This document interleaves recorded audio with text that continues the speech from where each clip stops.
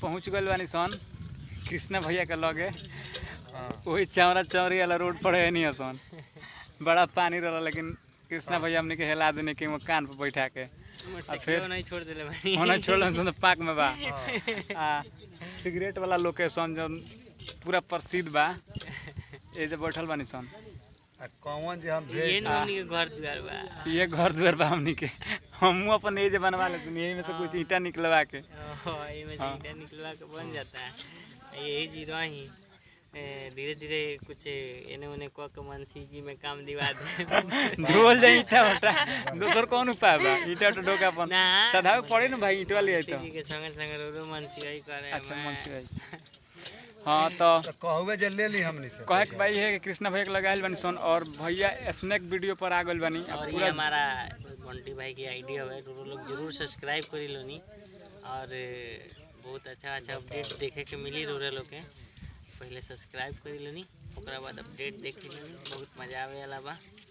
YouTube पर तो धमाल मस्ते बा भैया के। और स्नैक वीडियो पर भैया आ गइल बानी कृष्णा जय कौन सा आईडी बा यहाँ के। फिर वही में धमाल होता जैसे वीगो पर होत रहे माने कहे के नहीं खे पूरा कोशिश बा हमनी के। हमारा बड़ भाई बंटी भैया के भी वहाँ आईडी बा एगो स्नैक वीडियो पर, तो बंटी भाई के फॉलो करी लो नहीं। कहीं हो सकता है कि हमरा से कांटेक्ट करे चाहता नहीं के हो तो हे कंपनी में कनेक्ट हो जाए कनेक्शन मिल जाए तो जरूर आप लोग हमरा भैया के सब्सक्राइब करी। यहाँ से जुड़ी, यहाँ से जुड़ला का मतलब हमरा से जुड़ल भाई, तो जरूर जुड़ी लो नहीं जुड़ल कौन जे ले लत बंटी भैया के देखते वाले लोग कितना स्मार्ट लागत ना। शादी लागल शादी कट गई, शादी कटवा दिल बनी है के बियाह मोर दथाई छूट गइल रे।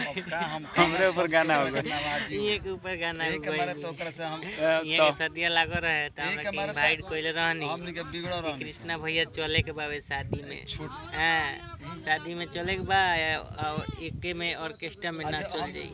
कनी ठीक बा चलल जाई, भात तो खाई जाई। हां दो चार गो भाई लोग भेटाई, बातचीत हुई, तले पता चलता है कि लो शादी कहाँ तक हुई। अभियो नाम निशान है कोई शादी कटल बिया मोर दादा हुई सदिया बुझात ना हुई बात करता नहीं रे यही रह के पड़ी ओंगनी काहे रह दे हम कले म ये तो बोली हाल बा देख ली एगो शादी कटवानी ऊपर सब ये का तो आप सब प्यार हमनी पे बनौले रखी।